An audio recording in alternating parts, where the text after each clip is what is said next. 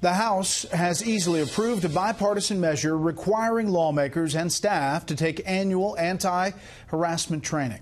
The plan was approved on a voice vote, which came as Congress continues to react to an outbreak of sexual harassment allegations against lawmakers on Capitol Hill. Meantime, there is uncertainty tonight over the fate of Michigan Democrat John Conyers. Correspondent Peter Doocy has that story from Capitol Hill. Congressman Hoyer, should John Conyers resign? Conyers left town late last night. The longest-serving lawmaker in the House skipped Tuesday's votes, only to be snapped by a Twitter user who wrote, quote, "No first-class upgrade for John Conyers tonight on Delta from DCA to DTW." Democratic Congressman Cedric Richmond explained what the Michigan Democrat is doing there. He is at home with his family. They are discussing the allegations, and we are respecting his privacy. Richmond leads the Congressional Black Caucus, which met privately for nearly 2 hours today and decided to withhold judgment on Conyers until the Ethics Committee investigates. We are not urging John to resign. One of the Democrats who is calling for Conyers to resign, Congresswoman Kathleen Rice, who walked out of a meeting this morning because Minority Leader Pelosi brushed past the topic of harassment. Let's talk about the big elephant in the room, and that's why I was done with the meeting.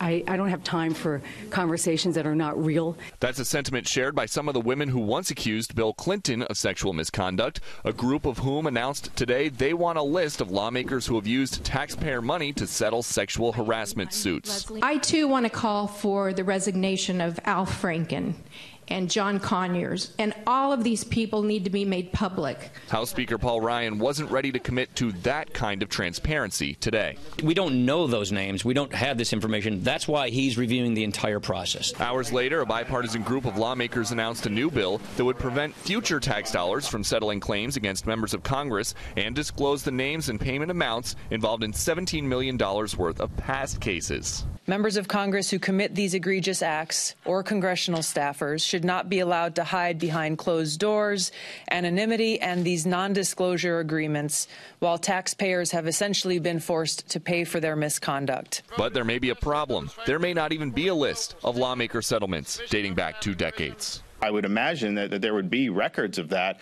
but it's not something that I'm privy to or any of my colleagues up here are privy to.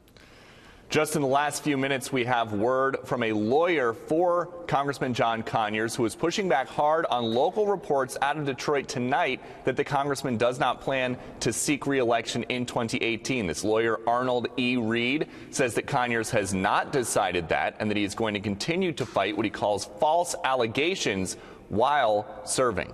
Brett. Peter Doocy live on the Hill. Peter, thank you.